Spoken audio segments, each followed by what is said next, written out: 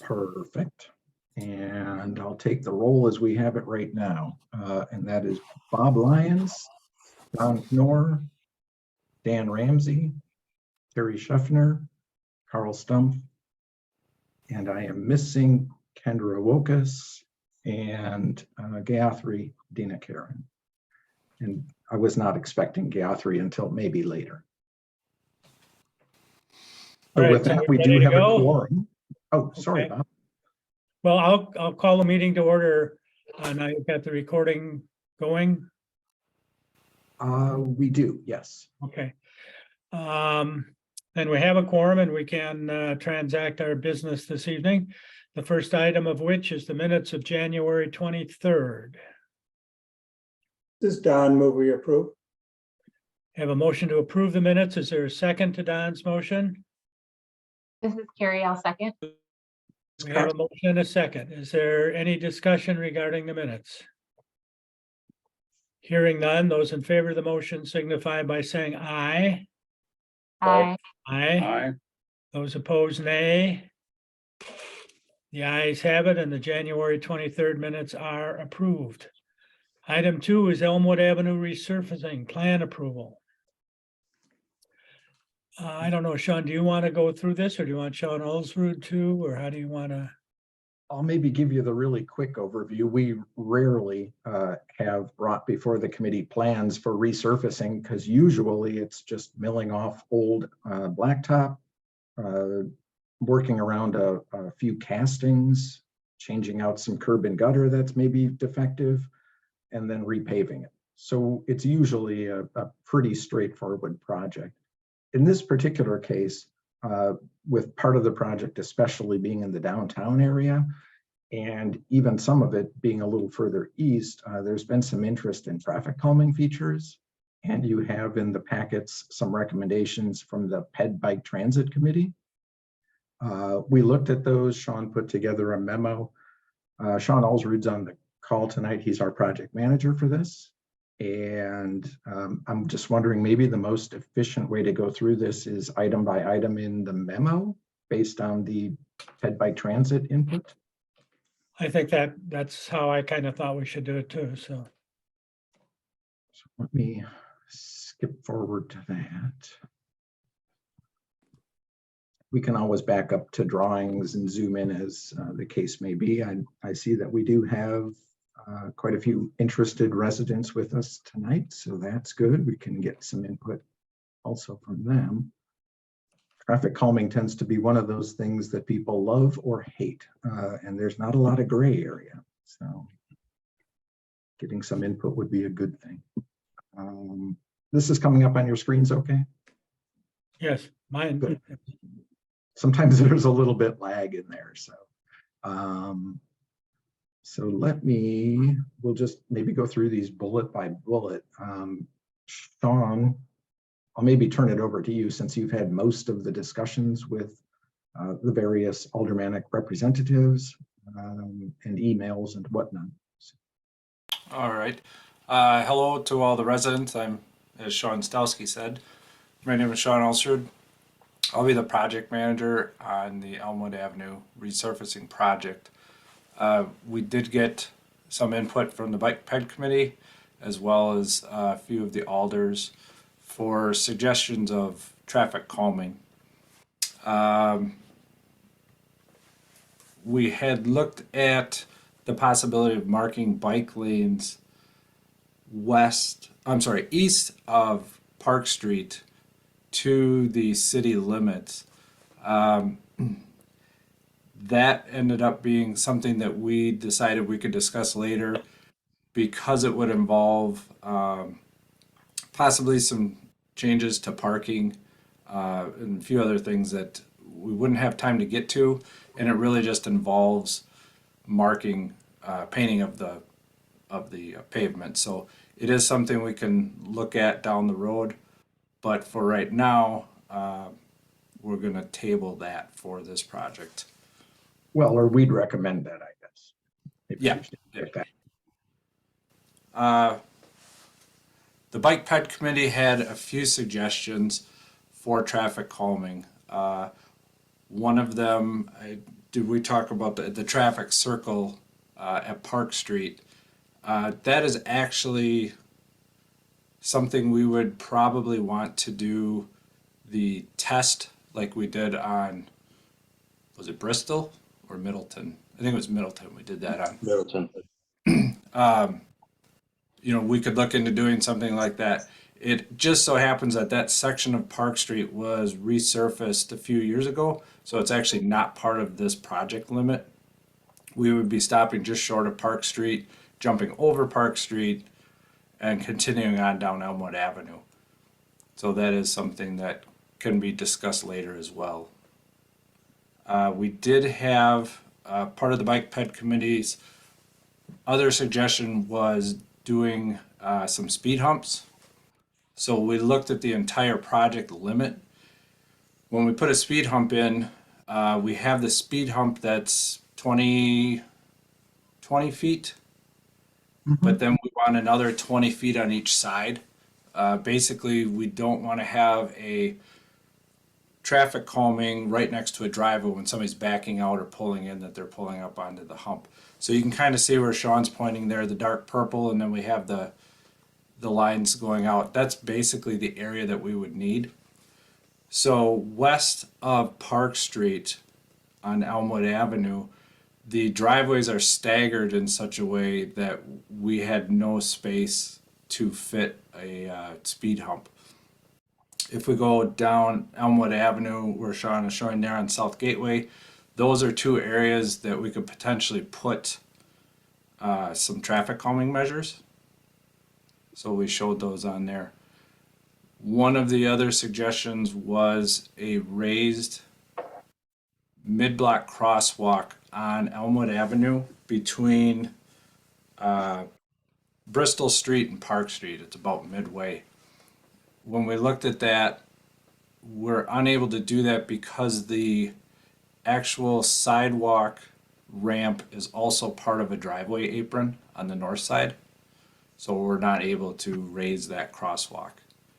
So from a traffic calming standpoint, the suggestions that were brought up were not able to incorporate that into the street. So there's probably some other measures that we could look at. But the speed humps and the raised crosswalk were not a viable option for that. Sean, Yes. what exactly is a raised crosswalk? How high would it be raised? So it would be similar to a speed hump, but it happens to be that it's at a crosswalk. So there's some different ways. You can do a raised crosswalk if you envision Park Street and Elmwood Avenue. If you raised the entirety of that intersection and had the crosswalks on the edge, that's a form of a crosswalk speed hump. But what we were looking at is just the singular, that mid-block crosswalk that we have on Elmwood Avenue. So you're basically raising the crosswalk to the height of at least the top of curb. Ideally, you'd want that to be level with the sidewalk. Those are very difficult to retrofit into a neighborhood because you need a relatively flat terrace in order to achieve that without getting too much. And the area there would just, the speed hump would be far too large. Okay. The idea is that you're getting traffic to slow down at the area where people are crossing. So it's a good idea if it can be incorporated. So we looked at doing speed humps on either side to slow the traffic prior to the crosswalk. But we just didn't have the space between driveways. Those are smaller homes, smaller yards, and the driveways are relatively close together.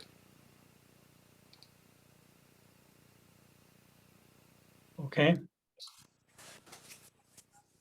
So from a traffic calming standpoint, I think that was everything as far as what we could implement. Steve Wunsch He provided some feedback here in an email, which I've copied into there. They make frequent trips down to the Middleton Village, and he had concerns about the EMS running down that frequently and slowing their response time as well as transporting someone.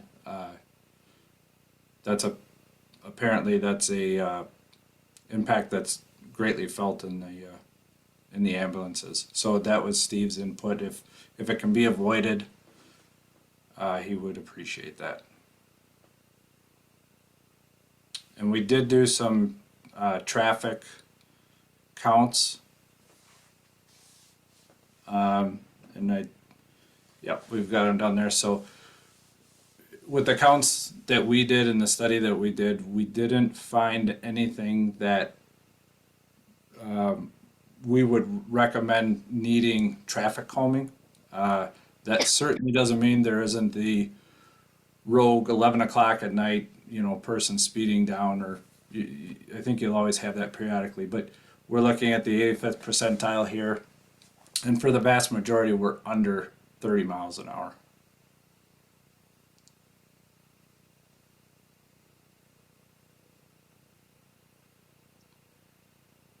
So your suggestion is, Sean, that with that statistic, you don't feel as there's any traffic calming measures needed? Correct. We wouldn't recommend the need based on the traffic study. So typically with traffic calming measures, the majority of the time that's triggered by the neighbors. So we have a process in place where petitions are signed, and then we do the traffic study to look at the warrant for traffic calming. And when we did this, we weren't finding the excessive speeds that would make us recommend needing traffic calming. So it's just our suggestion that we didn't find a reason for traffic calming based on the traffic study. With the city and the council's commitment to a complete streets policy,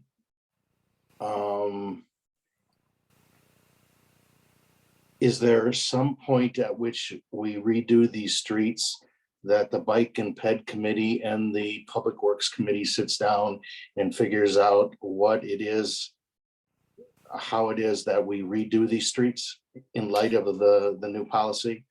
Sure. So I've talked with Mark Opitz, who works with the Bike Ped Committee, as well as a few other departments, emergency response and things, to look at our 5-year plan, but to start looking out a year or two ahead. So I know right now the Bike Ped Committee is looking at the 2024 and the 2025 streets that we'll be reconstructing, so they can start having discussions, and if need be, we can get those traffic studies done and get things incorporated and run it through the process. So hopefully moving forward, we can. So you would then, as part of that process, do those studies so that the Bike and Ped Committee could have that information when they're looking at the 5-year street plan? Correct. And then at that point, would there be any merit to at some point having a joint meeting with the Bike and Ped Committee to go over some of these projects?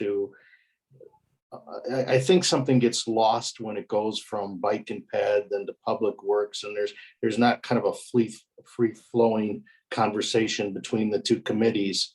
And I wonder if, in order to work towards our complete streets policy and so that both committees can have some input, if it wouldn't be beneficial to have some kind of joint meeting well before these projects come up, so that if there is a thought that we could use some kind of measures, that it could be worked into the plan, therefore worked into the budget. Sure. And that's a great suggestion, and that's something that Mark and I have talked about. I want the bike ped committee to have the discussions mainly about where they're doing their bike routes and getting that planned out. But then the next phase would be I would attend some of those meetings with them to discuss the possibilities. You know, a lot of times something can look good on paper and say, let's do some traffic calming. But then when you try to add things, speed humps are probably our most common form of traffic calming, other than some form of choking with islands, medians, things like that. So meeting with them and being able to look at the area, I think we can have good discussions about what we can do and what's possible. I think there's going to be things that would need to be brought to Public Works as a suggestion, and I would like to be doing that a year in advance if possible. Okay. So yeah, that's a very good point, and it's something that I think Mark and I are going to work towards. Sean, All right, can very good. I ask a question? Was the bike ped committee aware of the traffic count information that you supplied and the crash data that you supplied before they made their recommendations? Or was that all information that was generated after they had already made their recommendations? That's a After, good question, and I'm not sure if that was in their packets or not. I don't believe it was, and so Elmwood Avenue has sparked this discussion with Public Works and the Bike Ped Committee, in that we want to get this process set up so that we're not coming in on the backside and trying to quickly do traffic counts and come up with some form of traffic calming if that's the recommendation. So I think we've got that proverbial cart in front of the horse right now, but I think we can still get some things to work if that's what we want to do. But you're right, moving forward, we want to have a completely different process so that we're starting with the Bike Ped Committee and getting their recommendations, and then I can work moving forward. Sorry to interrupt. This is Tad Dockery from the Bike Ped Committee. We did in fact have both the traffic counts and the crash information in our packet. That was part of why we decided not to recommend bike lanes or removing on-street parking. We did not see the need for it with those counts. Okay. Good Okay. to know. Say, Bob, I noticed Carrie has her hand up. Carrie has her hand up. There's several people with their hands up. Carrie, why don't you go? Okay, thank you.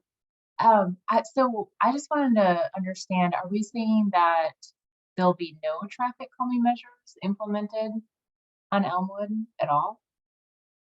That's one of the policy questions, I would say. You know, Sean looked at it west of Park Street, like he mentioned, and we wouldn't want to recommend a speed hump that's within 20 feet of a driveway, just so that as people are backing out of a driveway or trying to pull into their driveway and make that turn, they're sort of also rising and lowering over a hump at an angle.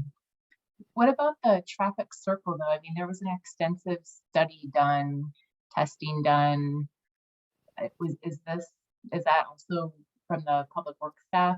Is that saying, I don't know, like, can you talk a little bit more about that? Like, I felt like that was it seemed like we had a lot of support for that.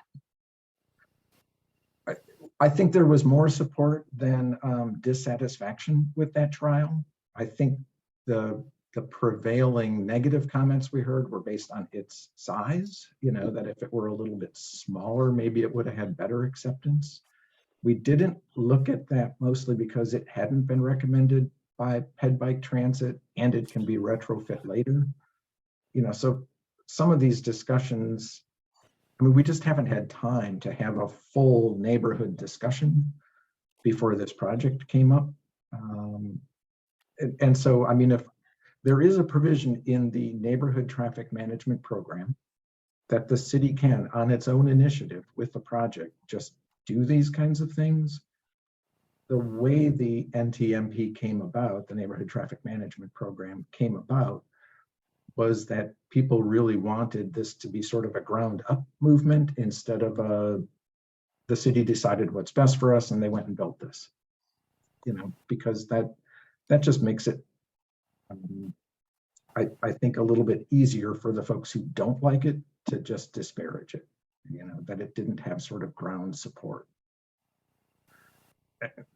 So we don't have that. Sean, okay, so even if let's say we move forward and we don't put like the speed humps and raised crosswalks, that doesn't mean that we couldn't implement a traffic calming circle, maybe a smaller one.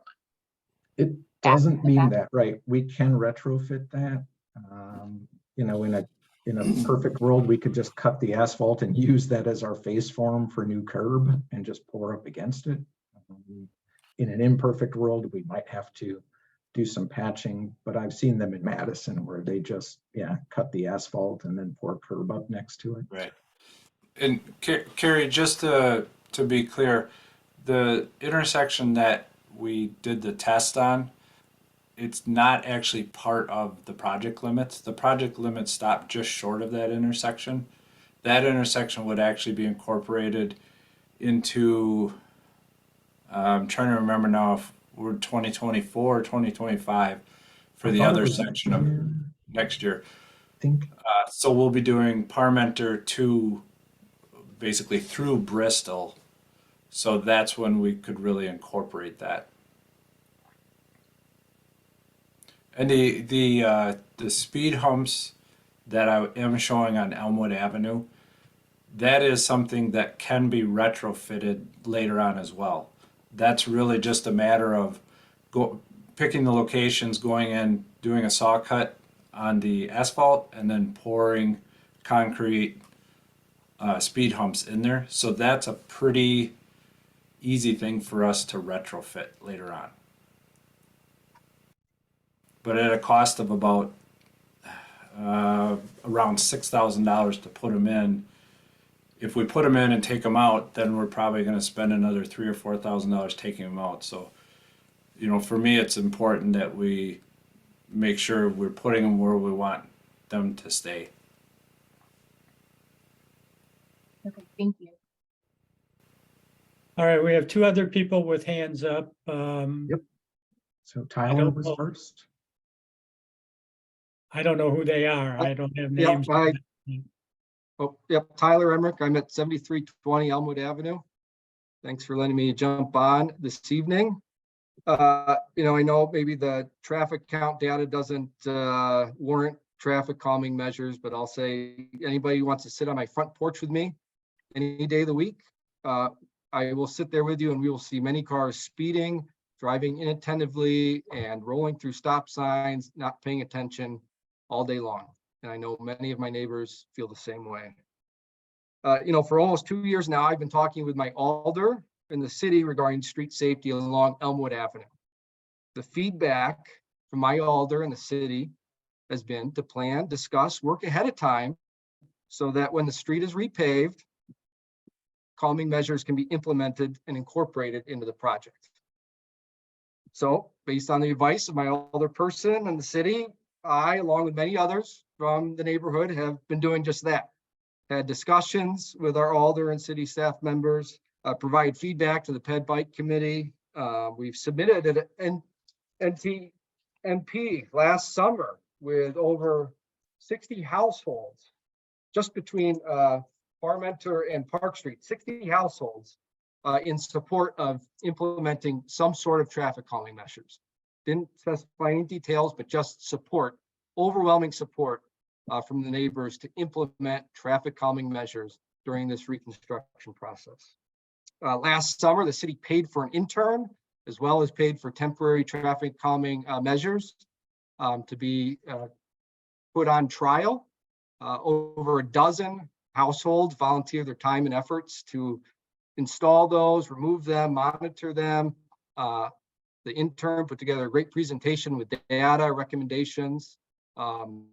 Again, not that those temporary installments were the end all be all or the right solution, but they were something to get the conversation started and something to look at as we started to work towards designing this resurfacing project.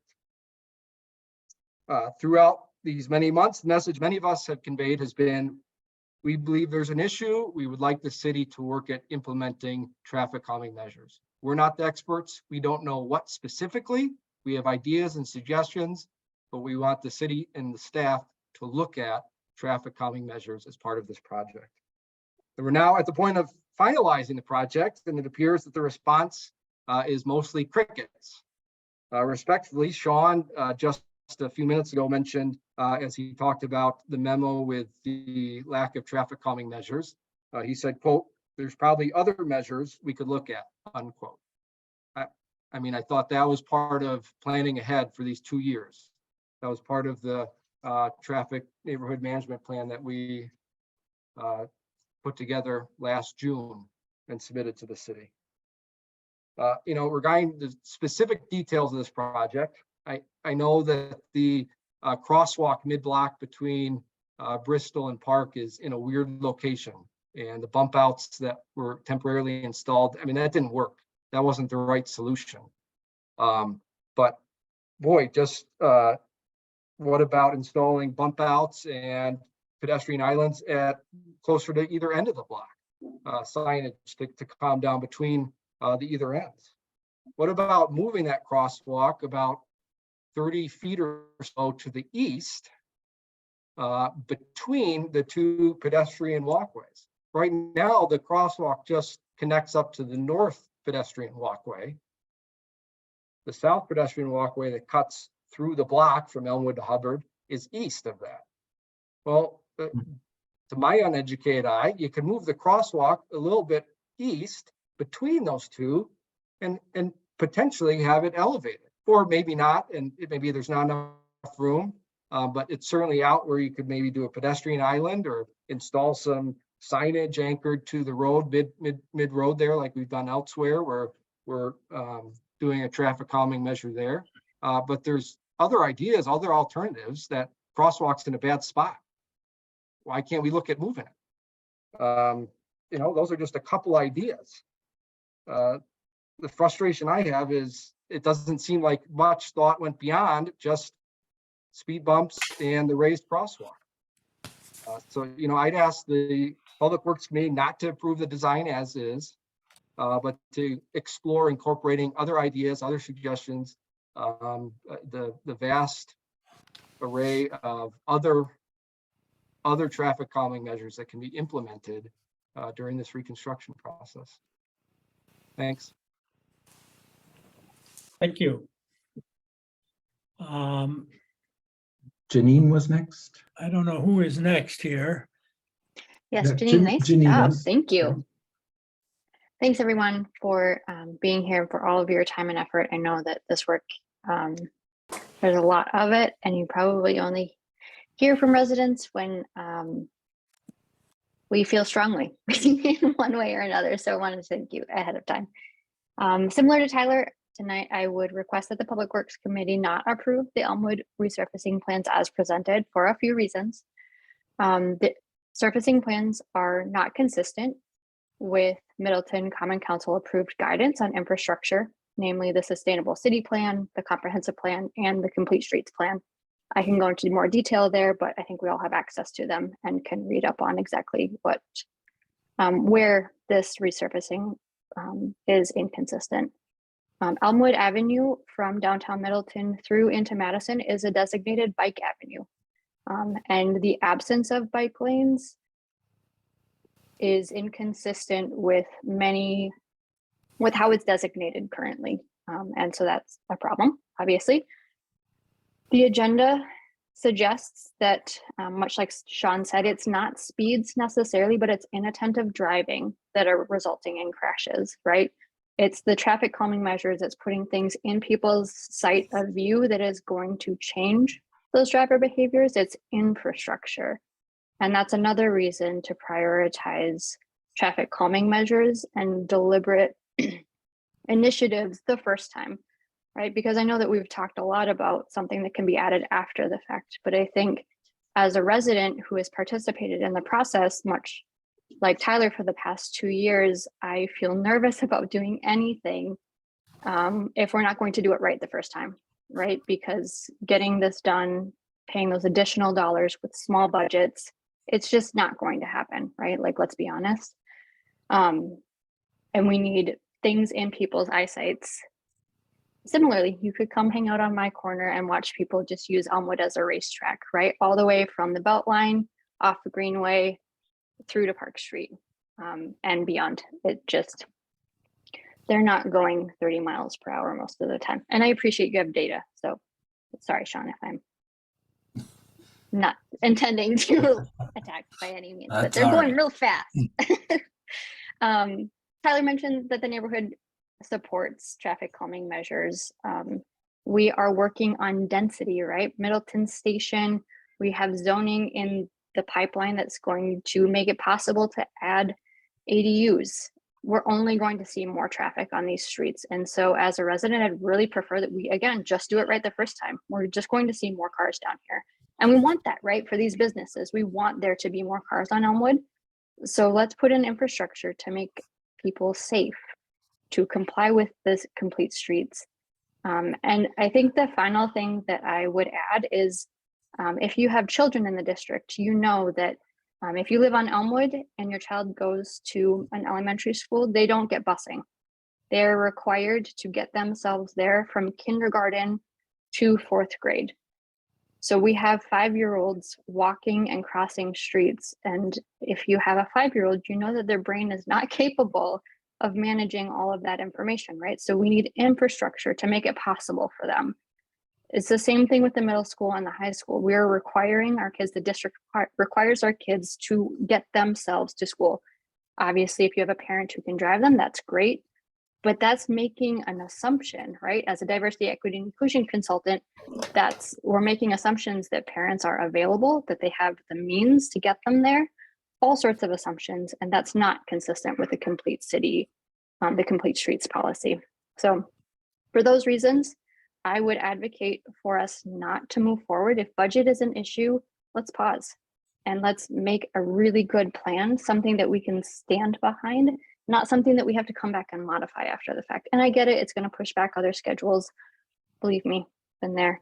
But I would just advocate that we not approve this today, that we spend some more time thinking about it before moving forward. Thank you. Thank you. I see Alder Olson has her hand up. Thank you. I just wanted to make a few comments. Last summer, the neighbors, they did get together and they signed the petition to start the neighborhood traffic management program and process. And that was fine. My thought at that time was, we know that we're going to be doing a resurfacing and rebuilding of the street, and our efforts should have been looking at what could have been done in the design at that time. But the process was put in place, and it jumped outside of what a normal traffic management process would be. They had the intern working on it. It was a much abbreviated time. And I didn't think we got the feedback from the residents the way it would have come in. It was just mainly, there was QR codes, you self-select, sent emails and things. So I'm still receiving comments from people that, that roundabout wasn't right, or the street choking was too much. But I had hoped we could focus more on what could be done. And I am disappointed when I'm hearing that we can't do any of the speed bumps now. Sean, you said there's other things we could do. I'd be really curious to hear about what we could do.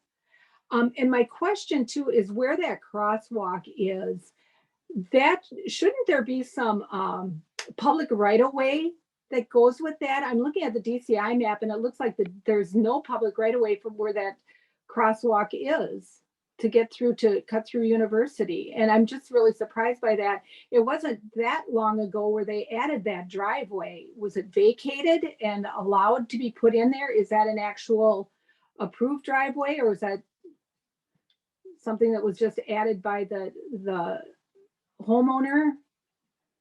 Kathy, if this is Sean Alsard, if Yeah. my recollection is correct, and it's been a few years, I believe I updated that ramp because between the driveway and the sidewalk ramp was a small full head of curb about a foot wide.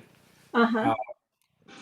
So we just removed that and poured that as one uniform pour. Now, Sean, I- are you saying that all the there's nowhere along this stretch that speed bumps would fit? Correct, based on where any of the driveways are. It's not like you can move it one way or another up the street or down the street. Correct. I went east and west of the crosswalk, and I was at the intersections before I found a place that would kind of fit. I see. So, again, this is something that I've been working on for only the last month and a half, maybe. Right. So I've been trying to find ways of doing some traffic calming suggestions. And when I say there's other options that we can look into, there's other forms of traffic calming, but we'd have to look into seeing what's viable for down there. Any? I don't. Go ahead. Okay, it's just many or just a few kinds of things we could do. Would be like a little islands in a pedestrian island kind of thing. Is that what you're thinking, or? So it would take some time to go through and see what road widths we have, see what we could fit in there. I'm reluctant to just throw something out because sure. I want to make sure it's something that's This is being viable. recorded, yeah. Yeah, so there are other things that we can look into. It's just we're in this 11th hour. Right, and this is where I thought like last summer would have been a better time to be focusing on the things that could be done, that with what working with Public Works and coming up with a plan would have been what I would have liked to been doing. So will you say 11th hour? How much time do you think it would take to come up with different solutions here? Or are there, Well, I think we can certainly look into and see if there's other things that we can come up with. From a time standpoint, that's really hard for me to say. How long that would take, because I would want to vet this through with the neighbors and with the Public Works, with the Bike Ped Committee, and all those things take a little bit of time. Is the focus for the residents that are here west of Park Street? yes. Okay. I think there's somebody on here that is east of Park Street. Is Tamara, I think, is on here yet too. So she's east. I know that. All right. Great. So I think part of it is if we start talking about a speed hump between driveways, and if somebody, backs out or wants to pull in and they're warping their car up and down at a goofy angle, they might be pretty dissatisfied. We've had that issue in the past. But similarly, when we try to cite a traffic island out in the middle of the street, then people get into sort of the same problem with, boy, it's hindering my ability to turn, or I'm constantly backing into the thing, or I have a trailer and I can't get it in there. And, until we get to, number one, figure out what the problem is and the problem area, and then propose something and then circle back, these can take a lot of time. And I get that we can say, gee, it would have been nice to be looking at this last year, but Sean was unbelievably busy with things. Oh, I understand that. It's just a lot of, this has been we knew that Elmwood was an issue, there were issues with what people were saying. So that's just, we have to work through it.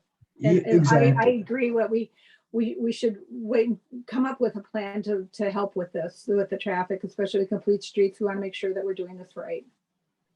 I get that too. And to be frank with you, I don't even know what right is, because if somebody says add bike lanes and somebody else says don't add bike lanes, and somebody says put a speed hump here and the next person says don't put a speed hump there, I don't know what's right.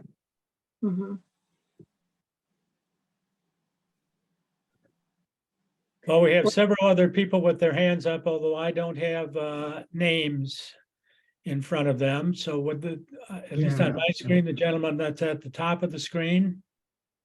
Right, Alan? Yeah, I can go. Okay, Maybe to that last point about defining the problem, I think safety is just what we're talking about, so we can easily form something around that. What? Hesitation? We don't want safety? Well, but that's an easy thing to say. And then yet, what does that mean in terms of what's wrong with this road that makes the road? Okay. unsafe? Okay, so I'll flip one thing too, that well, to Janine's point about it not only being about speed, I agree, it's not just about speed. I only live one house away from this crosswalk that we're talking about. I've had the same intuitive experience. And I think one definition of safety could be looking at the data that was collected for this. We had those temporary calming measures in place when the data was collected last year. And it eliminated that 1% of people going at least 10 miles an hour faster than the speed limit. And at 400 plus people a day, 500, I think it was, like that's 5 times a year that people are, or a day that people are going over the speed limit through a crosswalk. Like that's a pretty concrete definition of what's unsafe. And it showed that there was a solution, whether it was the right one or not. Like I get it. Like Tyler said, we're not the experts.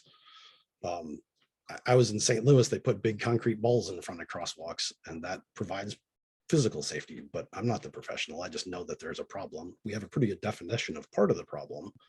And I just want to make sure that this plan incorporates the intent to make this better, not just push it down the road. all right, thank you. Carrie, you spoke once. There's another gentleman just below you on my screen who I don't see a name for. Well, Kendra has her hand up and has had for a while, but Oh, I Carrie don't was see up it. first. There's a Mike D as well. Mike D, okay. Yeah, these are usually in order on my screen. So if you want to go in order, I would say Carrie. All right. Carrie, you can go then. As long as that doesn't put anybody out of joint because she spoke once already. Carrie, go ahead. I'll try to make it quick, Well, but she's on the committee, so that's good news. You know that.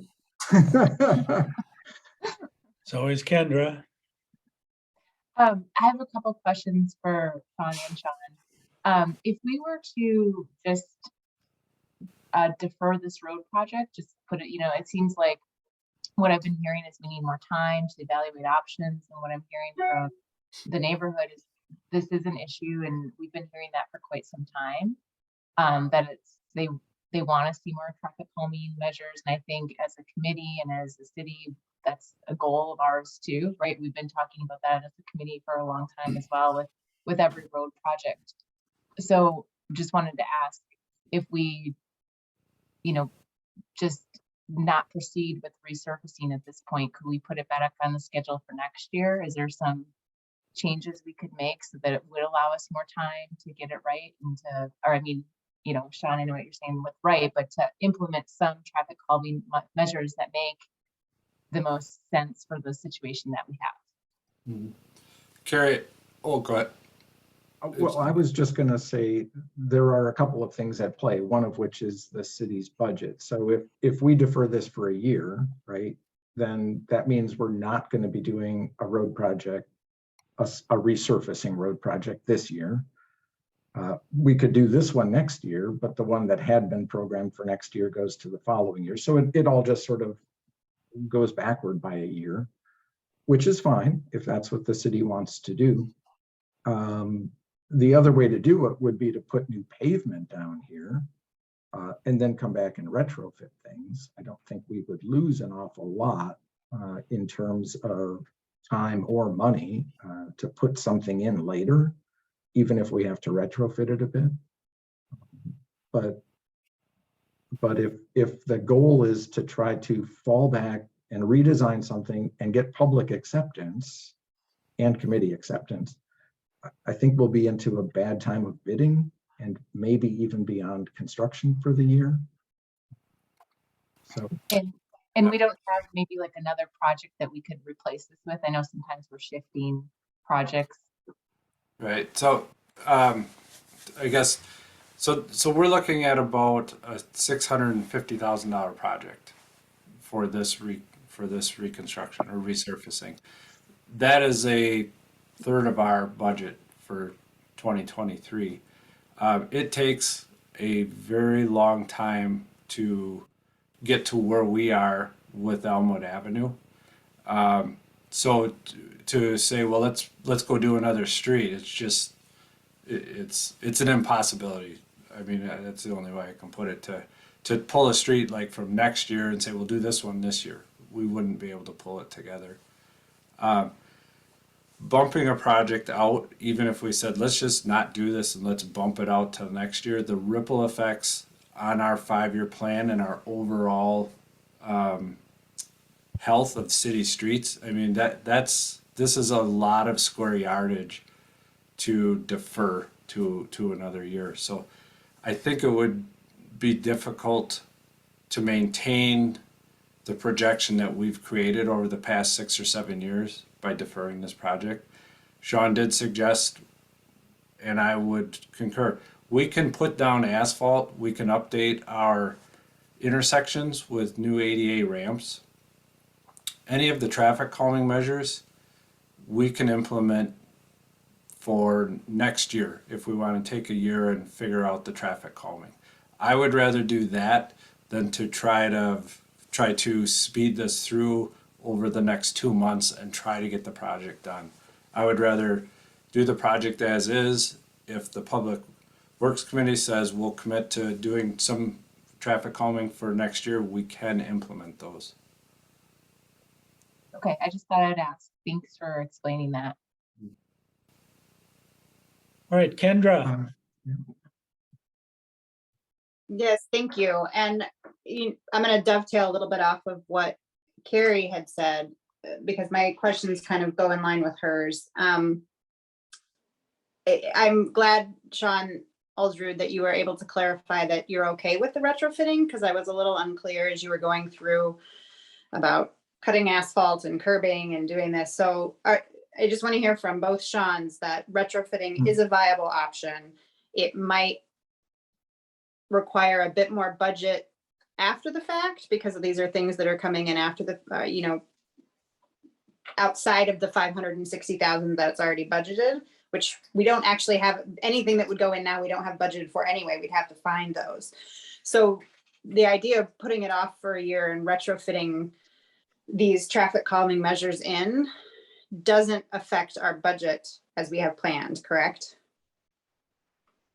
Well, we don't know. It's an estimate, right? So when the Okay. bidders tell us what it costs, then we know whether we got a problem or Okay. we're in good shape.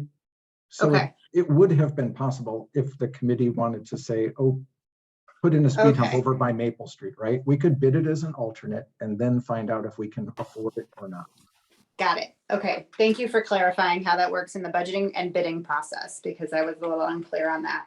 So basically, I'm going to just restate what we're looking now is confirmation of the plan that we need to send out for bidding and whether or not it will include any traffic calming measures. Correct? I think that's today's issue, right? And, Yeah. and whether that plan then includes some traffic calming measures that the committee wants to decide on. Right. Can you clarify for me then what bids we are looking for at this point and where it fits in the timeline? Sean Aldrud made a comment about the part from Parmenter to just outside Bristol or just before Bristol. It's a different section of the project. So are we not sending bids out for that plan? Or That's correct, Carrie. That's on for 2024. It's a separate project within the 5-year plan. okay. So what we're really looking at right now is just any traffic calming measures that are going from Park Street east to the edge of Middleton, correct?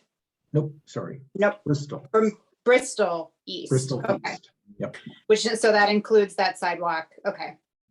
Thank you. So the roundabout at Bristol or any traffic calming measures that we were talking about, because am I correct? Or no, the traffic calming measure was at Middleton Street? Right. Bristol has a 4-way stop right now. Okay. So normally we would put in traffic calming away from stop signs, because people should be going 0 miles an hour there. I keep getting Middleton Street and Bristol. I have Yeah, it flipped in my okay. head like permanently. Exactly. So I And- apologize that I keep And there thinking, was thought though of putting traffic calming at Bristol, but then we would take out some stop control. okay. Okay, And we are looking at potential traffic calming east of Park Street as well. Yeah. no, that I understood. I was Okay. just unclear about where basically the stuff between Bristol and Park fit into the plan. Yeah, so there we were looking at a raised crosswalk here, but it didn't Yep. work. And then Sean started looking at, well, where could we put speed humps without affecting driveways? Yep, that I got. I just was unclear about exactly the traffic circle conversation confused me a bit. Okay, yep. Mhm. All right, we have Mike D has a hand up. Hey there, yeah. My name is Mike Dunrad. I'm a resident that lives on Elmwood Ave on the far eastern end of this project. And I've only been a resident here on Elmwood or in Middleton, frankly, for just a couple of years. So I appreciate the opportunity to be involved in the public involvement here. A little disheartened to hear that we've had, kind of like a subcommittee, so to speak, talking about a lot of these measures, and it seems like despite a couple of years of efforts, there's not maybe much that's going to be implemented here, this year when we're hoping to do this mill and overlay. But I am, I guess, reassured that it can be retrofitted. One thing that wasn't particularly talked about that really impacts me and my family is at the far eastern end of this. There's a crosswalk right at Elmwood Ave and Countryside Drive that's kind of blind coming from the city of Madison, right up around the bend there. And I'm curious if the Public Works division here has collaborated with the city of Madison at all on, I don't know if there's a better solution there. My family and I just avoid this crosswalk now because people come zipping around that corner and it's kind of a blind corner with all the foliage there. And we live right at 6262 there and would ideally cross that far more frequently than we do now. Whether I'm just walking my dog or I got my 2 kids, we don't really feel safe crossing there. So I believe that's part of this project. And I'm just curious what plan is in place right now to improve that, if anything. Is that this crosswalk, Mike? Correct, yes. So to cross from that University Avenue side across the road to go down Countryside Drive there. Okay. Or is it just, we just, you're just going to cut up the pavement, put a new crosswalk in, and it's not, is there going to be any additional markings or anything? I'm thinking particularly for the folks that are traveling from Madison into the Middleton city limits. I recognize that you guys have done the traffic studies and that you're seeing, for the most part, people are only doing 5 over. I want to echo, I think it was Tyler said, you could sit on my porch too. People are zipping by there pretty frequently. I don't know that traffic study was conducted. I know a lot of people slow down where it looked like it, the little meter was to take a right into that parking lot to go down to Ace. But right here at this intersection, people are zipping around that corner and it's blind. So yeah, just curious if there's been any talk with the city of Madison about collaboration on how we can improve this crosswalk. None that I know of, no.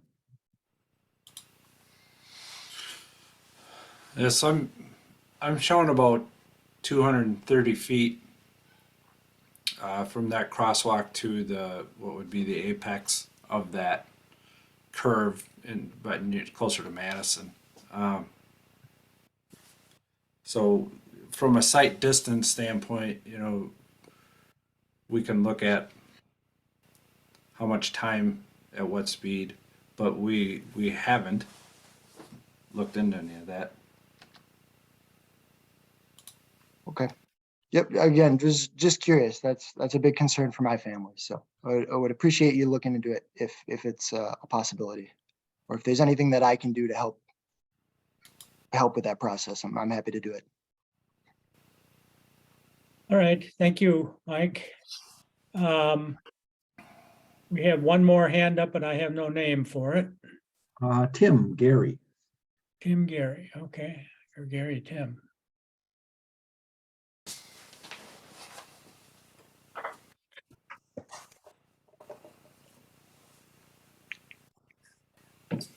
Tim, Are you there, you with Tim? us? You're muted if you are.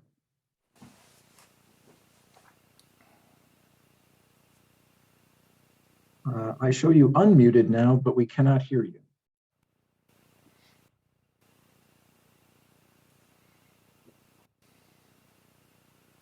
I think we're going to have to move on from Tim and go to Kathy. All right, Kathy.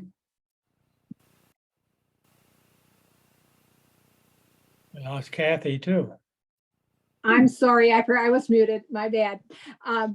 If this is to move ahead and get the resurfacing, and this is a designated bike lane, what kind of bike markings could we add to this? Could we do some extensive bike markings to show that this is not just a thoroughfare? We have to watch out for the bikes.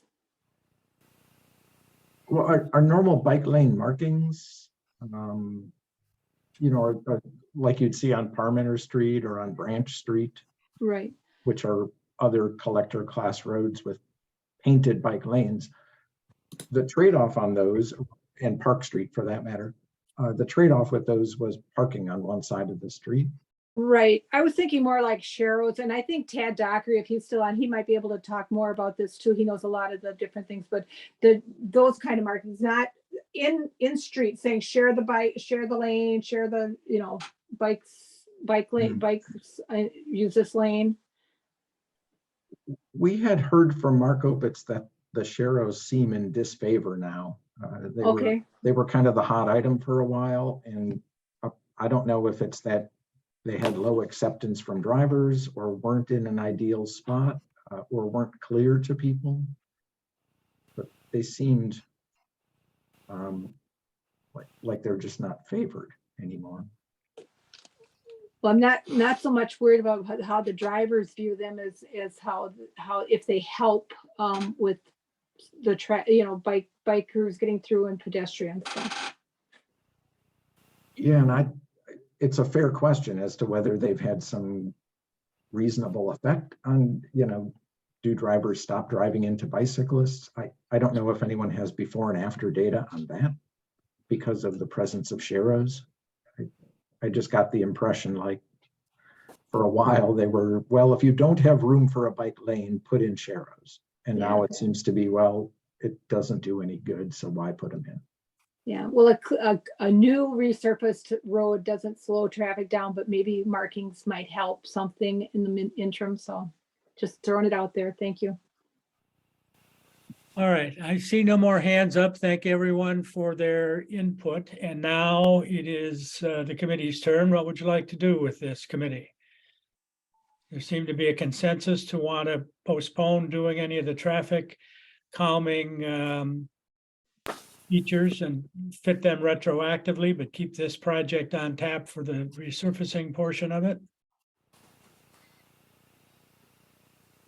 Ramsey. This is Carl. I make a Go ahead, motion that we approve the design for this project. All right, we have a motion. Is there a second to Carl's motion?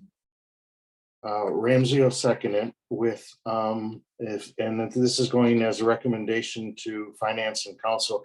In our motion or in our recommendation, I would like to have whatever savings that we have on this bid, if any, that those savings would be put towards retrofitting traffic calming features. Is that all right with you, Carl? Yes. Can you just clarify your motion for me that does it include the traffic calming measures as suggested by in the No, packet? this is, go ahead, Carl. No, the motion does not include that because the design does not include it. Okay, thank you for that And let me clarify too, just so I'm certain, normally before bidding, Public Works Committee just approves a design and says, go get pricing on it. When we come back to award the bid, that's when it normally goes to Finance Committee and the council to say, this was our lowest competitive price. Should we award the contract? And that might be the best time to say, oh, by the way, we're going to have these savings. Right. Yeah, I'd like that reflected in the minutes then. Okay, yep. All right, do we have any further discussion on the motion? Hearing none, those in favor of the motion signify by saying aye. Aye. Aye. Aye. Those opposed, nay. Nay, And that was Uh, who? is that Carrie Carrie? Shepherd. Okay. Okay, well, the motion carries and we will proceed with the plan. Bob, if I may, for any residents that are still with us, when I sent out the orange postcard that you received in the mail, it had my email and phone number. I would love to get in touch with you guys as we move forward with looking into traffic calming ideas. So if you could just send me an email so I can put that list together so that I can try to keep people in the loop, residents, but I'll also be working with the Bike Ped Committee. Okay. All right, are we ready to move on to the next item? I think so. You So- got everything you need then, Sean? He may have left us. That's okay. No, I'm good, Sean. Okay. Thanks. Thanks, Sean. Thanks, everyone. So we're up to Bruce Company and talking about that south driveway. So this is the retail building, right, that we've been looking at. And this note is too small. I get it on your screens, but it says this building has been shifted north 25.5 feet. There was a typo in the email that I copied into my staff comments that said 25.5 inches. So this is a more significant shift. That is something I wanted to make sure you're aware of. So this concept drawing would retain a, let me zoom in a bit, if you don't mind. This revised concept drawing matches pretty nearly with what Terrence had sketched and shared with us at the last meeting, which would have this drive in and then from on-site a drive out shared with the truck dock driveway, which is over here. And then a couple of customer pickup spots where Seth had said last time folks pick up grills or furniture, something that's too bulky really to be wheeled out into the main parking lot. So people just pull up and stop here. I know the committee last meeting had mentioned an interest in seeing a second alternative that would eliminate an in driveway so close to Parmenter Street and share it also over here so that this would be two-way traffic. And so this afternoon, when I finally had a chance to dig into it a little bit, I sketched up an option that I can also share on the screen here. In fact, maybe I'll just do that now. That way you can see both of them at the same time. That wouldn't require moving the building any further. It would just expand this drive further south toward the street. So you could get in coming this way and out going that way, and you wouldn't need this piece. And for scale, I sketched in also the potential future right turn lane that's in the TIA report. That would be a southbound addition of right turn. And there is, I think I've got zoom up on. It's not going to let me zoom up for you guys, but But the northbound left turn lane also needs to get lengthened to 200 feet, just in recognition of how many people are coming in north off of Parmenter, westbound onto this future public street. So that's kind of the short version, is there are now these two alternatives to be discussed.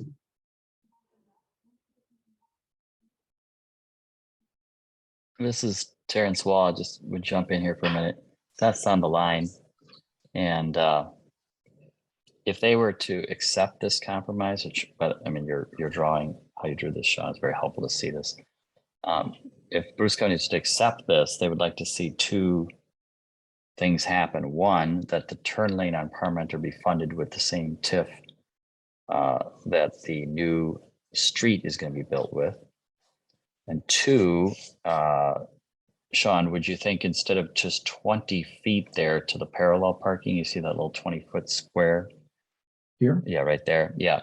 Could you add 10 feet there so that they could fit maybe 45-degree angled parking at the grills, at the customer pickup, so that they can get a few more cars in there? Would that be possible?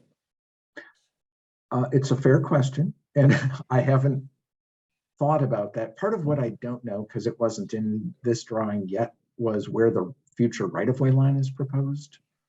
You know, I moved the sidewalk closer to the road. Right. And ordinarily, that's the right-of-way line would be sort of near it. That seems like the appropriate spot. Right. Yes. Yeah. It's not a bad terrace area. I think we still get our 8 or 9 feet of grass probably here. Yeah. So I think there would be room maybe for 10 feet there for widening the drive aisle. Yeah. Maybe. But if we could have, you know, if they were willing to accept this compromise, then and the commission here tonight would approve it with an additional 10 feet on the drive aisle, so they could do some angled parking just on the north side of the aisle. And, you know, the TIF covered the turn lane on Parmenter. They're not, this isn't their ideal solution, but they're, at this point, they're willing to accept a compromise to get this going. When you say turn lane, do you mean this turn lane? Yeah. Yes. That one. I should back up and say that's a recommendation if it's needed at full build up. Well, that's my point, is if we're going to do this, let's do that when the road is being built. So it's done and installed and we don't have to screw around coming back later. You know, I mean, it's kind of silly to have to go do this piecemeal. I mean, all this construction is going to be put in. Let's not leave something else for the future. We can use TIF funds for that. They would really like that to go in now at the beginning, so it doesn't have to be rebuilt later. Yeah, well, that's a policy decision. So Yeah, all I know we're is looking right for a now, the recommendation from the commission. Yeah, so what I know right now is that the recommendation from the TIA was, if this is needed, we should reserve space for it. But they didn't recommend just going off and building it. The city could just build it anyway, but normally we wait till stuff's needed first. What's the build out timeline for this whole project? I mean, is that lane needed now for anything? Well, we're planning on building the Bruce Company building and the first apartment building right away. And then we expect the whole thing will be, this whole development will be done within, say, 10 years. Which I know sounds like a long time, but you know how it is. You'll look back 10 years from now and say, wow, that went fast. Right. And we'd rather not have to build the turn lane, you know, halfway through it, you know, when the TIF is shorter. The TIF is going to be at its maximum length now, right? It gets shorter every year. It's better to build that and use TIF funds now to get it done.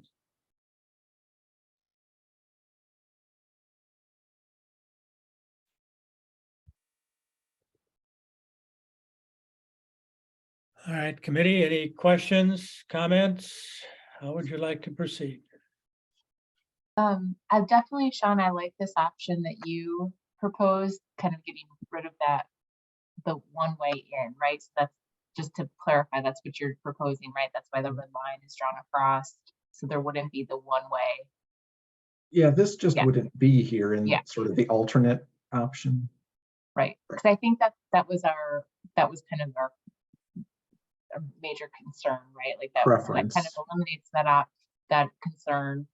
And then this helps to provide an entrance for the Bruce Company. So I think that that's a good compromise. So I think like this is a good option to go forward with. Whether or not like the 30 feet and angled parking, I'm not sure. I mean, if it can work, I don't know if there'd be any concerns. Do we need to see that drawn back up? I don't know.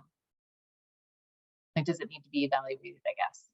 Yeah. Do you know, Seth, or have a feel for how many customer pickup spots you need at any given time?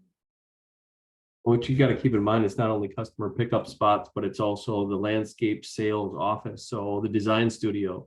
So any customer that's coming in to go to the landscape offices for design or meet with one of our architects to drop off a check, it's more brief and intermittent, unlike the shopping experience of the store, but there'll be, so 3 is pretty minimal, and so just keep in mind that it's a combination of both.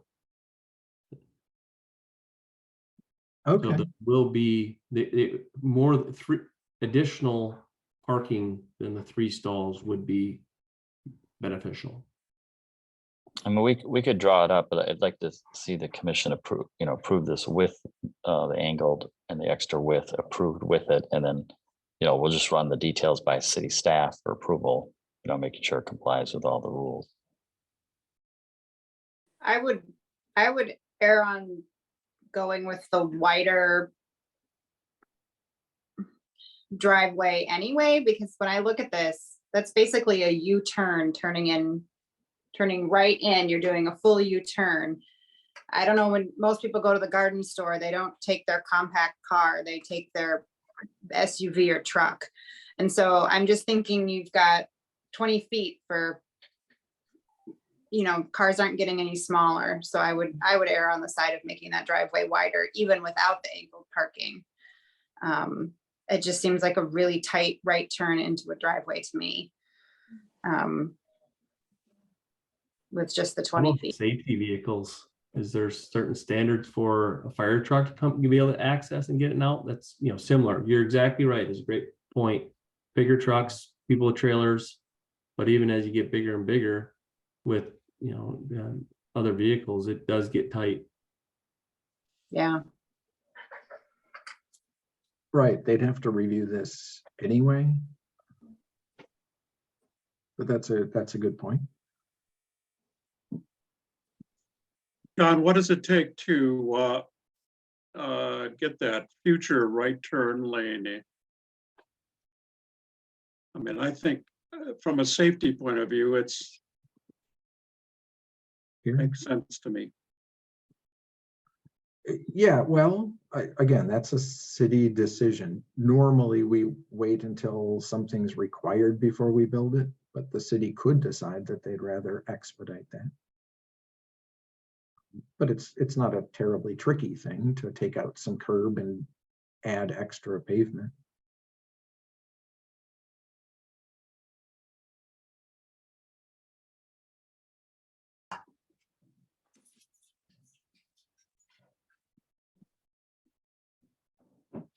Anyone else? Any thoughts? Terrence here again. I just want to put it on the record that the Bruce Company is expecting that center drive. If you could move the screen up, Sean, the center driveway entrance, just so we're all clear that that's shown right there. Yeah. As part of this compromise. Thank you.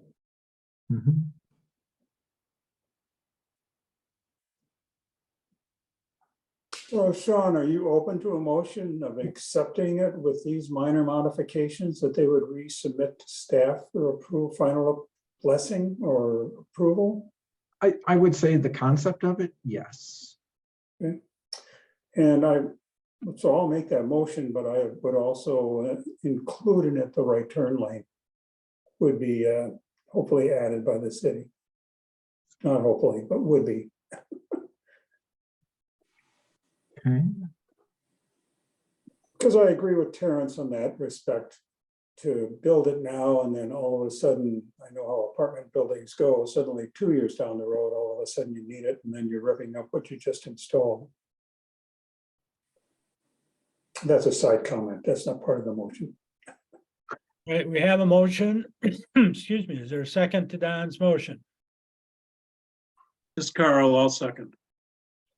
All right, we have a motion and a second. Any further discussion? Read it completely. I'm sorry, Carrie? I Did you didn't hear repeat the that. motion? Yeah, Don Kenora made the motion and Carl Stump seconded it. I made and the the motion to approve it modified, as Terrence discussed, adding the 10 feet and also the right turn lane. To be resubmitted to city staff for their approval and acceptance. Okay, thank you. Any further discussion or questions with respect to the motion? Hearing none, those in favor signify by saying aye. Aye. Aye. Aye. Those opposed, nay. The ayes have it, and that'll be our recommendation to the council, I guess, in this case, correct, Sean?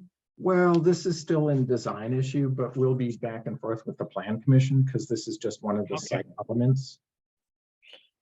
And it'll have to go to plan, it'll have to go to finance because we're adding the piece of the putting in the right turn lane and using TIF funds. So it's not quite as straightforward as some of our. There's still a little work to do. Yeah, right. But this gets the designer on the right foot anyway. Right. Okay. Thank you very much. Appreciate it. You. Next item, I guess. Yeah, let me get back to our main agenda here. So the next one up was resolution. Oh, Sean, by the way, thank you for getting that new drawing out today. Oh, yeah, I thought about it over the weekend, but I didn't get to draw anything till today, so.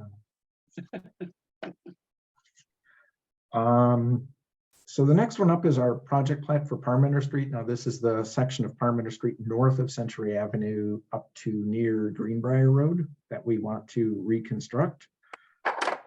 And there's a pinch point, and there are a couple of easement areas that we're going to need for the preliminary design that's been laid out. But this would, with city support, this would get MSA into discussions with property owners.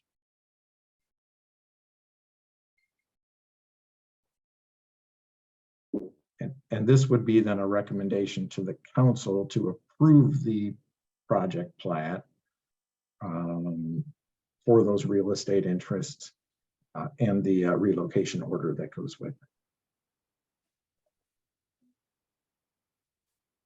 Ramsey would move that the committee recommend the common council approve the transportation project plat and relocation order.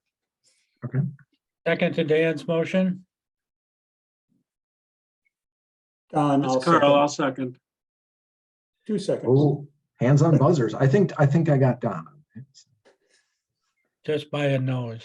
All right, we have a motion and a second. Any further discussion or discussion with respect to the motion? Hearing none, those in favor signify by saying aye. Aye. Aye. Those opposed, nay. The ayes have it, and that'll be our recommendation to the council. And then this, on that same project, is really just an extension of time on MSA's contract.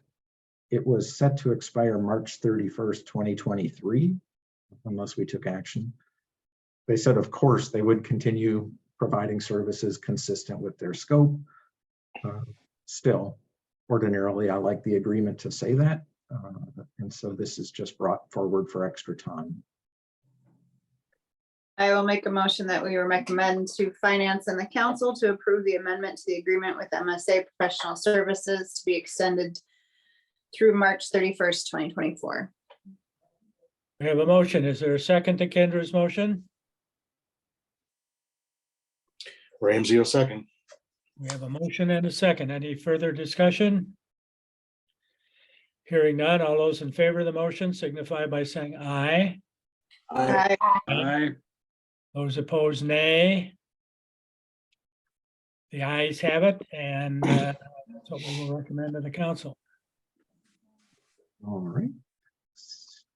The next up is a resolution declaring an intention to assess costs for, and this one's Middleton Springs Drive, which is over by Starbucks and McDonald's between Allen and Century.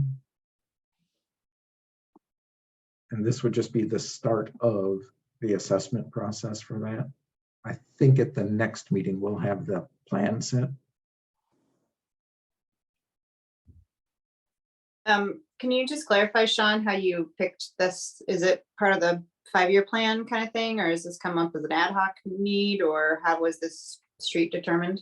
Sure, it actually had been deferred. It's been on the 5-year plan, and then we Okay. needed the money for a different project to finish up Middleton Beach Road. So we shut it down last year, and we fired it up again this year. Okay.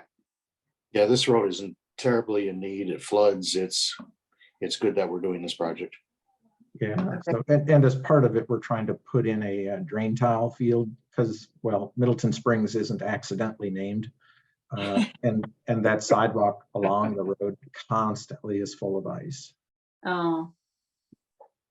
Okay, well, I will make a motion then that we recommend to Finance and Common Council the approval of Resolution 2023-08, declaring an intent to levy special assessments for improvements associated with Middleton Springs Drive reconstruction.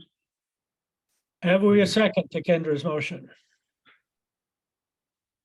I'll second. It's Carl, I'll Chestnut. second. I think Carrie got that one. You're We just have a a beat motion. slow, Carl. Motion and a second. Any discussion? Hearing none, those in favor signify by saying aye. Aye. I have Aye. one question under, before we do that, I have one question under the discussion. In this resolution, it says the public hearing is going to be at Middleton City Hall. And is it our intent, or Sean, is it the city's intent to have this be a public hearing that is in effect in person, or is this Fine. going to be a Zoom event? We've done it both ways. So we have modified this language during the time of COVID, and I had been thinking, the COVID emergency is going to be over sooner than later. But I don't know. I think at the last meeting. Oh, Kendra. I just have a question. I haven't participated in one of these yet. Are they usually held in the Common Council chambers? Yes. Yeah. Okay. There is the possibility to do a hybrid then. Right. That's a good point. Exactly. We could do that. Okay. Well, I don't know if this is, do we need to specify that in this resolution, or is it okay and we just go ahead, and if it's going to be hybrid or if it's going to be Zoom, we just notify people that the hearing's not going to be in person, it's going to be either hybrid or Zoom. Yeah, and we'll have to decide that at some point. I don't know if we're ready to decide that tonight to say Okay. hybrid or there's still a question at the council as to whether committees might meet in a hybrid way and how quorum is constituted, if so. And I don't know the answer to that just yet. All right, well, I'm sorry to have interrupted the vote. We'll get back to the motion, and the second was Kendra's motion and Carrie seconded it, I believe. And we will now proceed to vote. Those in favor of the motion signify by saying aye. Aye. Aye. Aye. Those opposed, nay. The ayes have it, and we can move on to the next issue. I think what I can do though, Bob, is see if it's permissible for me to just put in some more like generic language in this number 6, because the real guts of it is that there's going to be a public hearing, public forum. You could just modify it to say will be either held at City Hall or via Zoom. And maybe both. A combination thereof. Yeah, let's do thereof. That covers, you don't want to leave any doubt with where it's going to be and people's access. Right. I'm sorry, Dan, I missed the guts of that. You're gonna have to do either, we can't leave any question as to what the access is gonna be, so we'll have to figure it out one way or another, or post it so that it's both.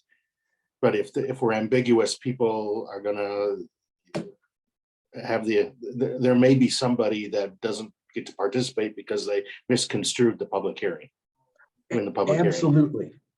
And that's a future mailing and a future legal notice that's published in Middleton Times Tribune. It is not this. And so what I was thinking actually is it could say the hearing shall be held at a time and place set by the city clerk. And then that's a future decision with the actual notice of the public hearing. Okay, that sounds good. Just I to leave agree. the at Middleton City Hall. Yeah, so we could just get rid of that, Yeah. I think. Okay. Do you need me to restate the motion then with that clarification? Nah. That's pretty straightforward.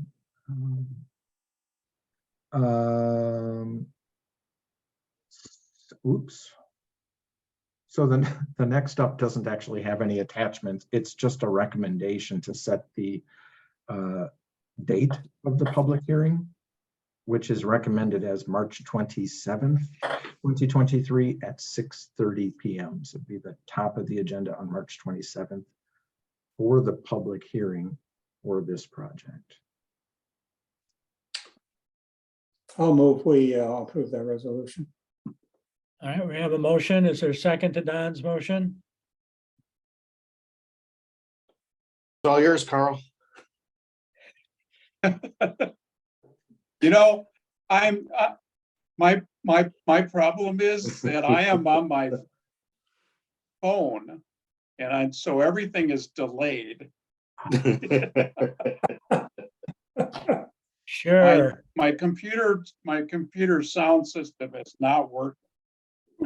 Man. So is that a second, Carl? Sure, I'll second. All right. We have a motion and a second to announce the public hearing as being on March 27th. Any discussion? Hearing none, those in favor signify by saying aye. Aye. Aye. Aye. Opposed, nay. The ayes have it, and that's when we'll schedule the public hearing.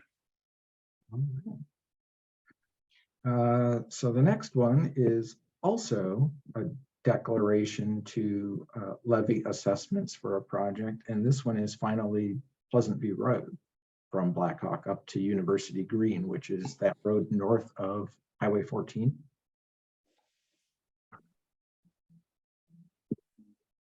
One thing that I'll toss in that's a little different, this 3-year billing is sort of our template language. Some of these assessments may get a little bit higher than usual. So I don't know if you want to recommend maybe up to 5 years or 7 years for annual payments, if people are so inclined.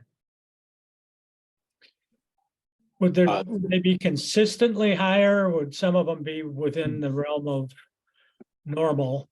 That you could put a dollar amount on it and say, if the assessment is greater than such and such, it could be 5 years or something like that? You want to give everybody the option of 5 years?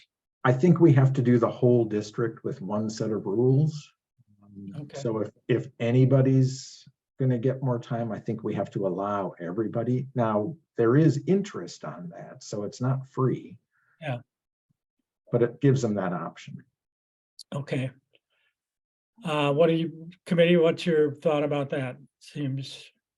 So these will be significantly higher than normal costs. Is that what you're? I think that they will, at least in certain cases, just because people have a lot of frontage and we're using the methodology consistent with Madison. So I think some of these could easily be in the tens of thousands of dollars. Oh, so then 7 years really isn't even out of the realm of possibility if we're talking about that much. Right. That much money. Well, then I would feel comfortable with 7 years. We're charging interest, so. Is that a motion to amend this to say 7 years? Yes. Is there a second to Dan's motion? Well, for purposes of discussion, I will second the motion. Is there any discussion or further discussion with respect to the motion? Have you ever done an amendment like that? Has there ever been one that's been put out 7 years like that? Yeah, okay. We have done some longer terms. I don't remember if we went all the way to 7 specifically, but we have had stuff longer than 3. Okay, so this isn't out of the blue. It's not groundbreaking, no. What's very different for us, we've only done it once that I can recall, is that since some of these are in the town, we don't get to assess them unless we get permission from the town, which we do not have. And so that's noted in here that you know, those assessments, those charges wouldn't be effective unless we get consent of the town or those properties annex into the city of Middleton. Just out of curiosity, Sean, what if neither of those eventualities happen? What if we don't get consent from the town of Middleton or there is no annexation? What then?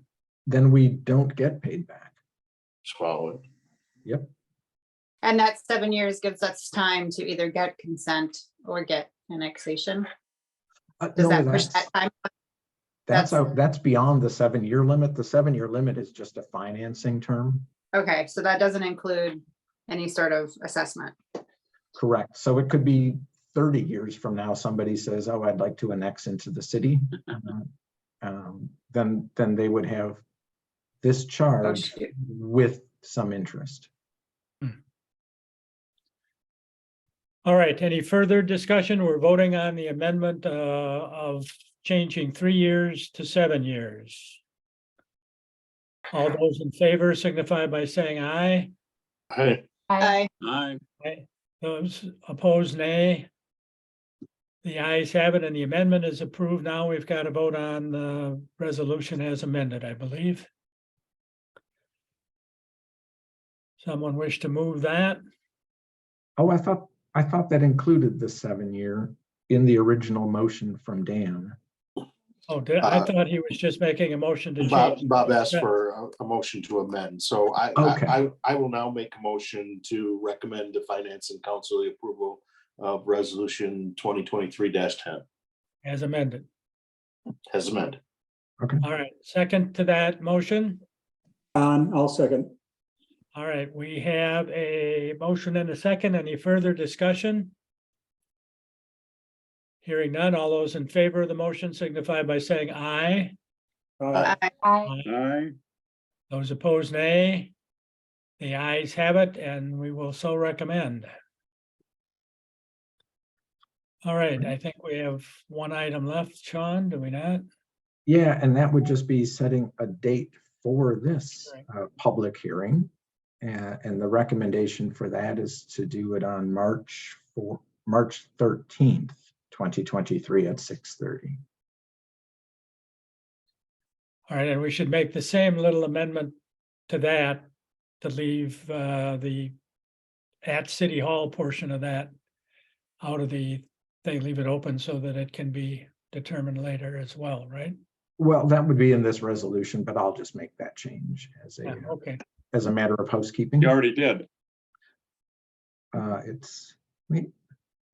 Well, this one also says in number 6, and it's being really unfriendly with my scrolling again. Here, I'll cheat. There's at City Hall again. It has this again, so this will just also say then at a place and time set by the clerk. Okay, So the date recommendation again is March 13th, 2023 at 6:30.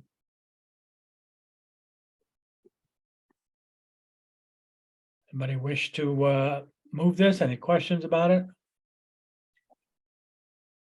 I'll move. Move. Somebody made a motion, but I don't know who it was. Ramsey will move. Motion by Dan, second to the motion. I'll second. All right, we have a motion and a second. Any discussion? Hearing none, those in favor of the motion signify by saying aye. Aye. Aye. Aye. Aye. Those opposed, nay. The ayes have it, and that will be our recommendation with respect to the public hearing. All right, that should be everything we've had on our agenda then for tonight. Sean, before we get to the point of an adjournment motion, I would like to request that you record me as an abstention on the minutes approval from January 23rd, since I wasn't at that meeting. I forgot to do it when we did the motion. Oh, okay. Let me go back here.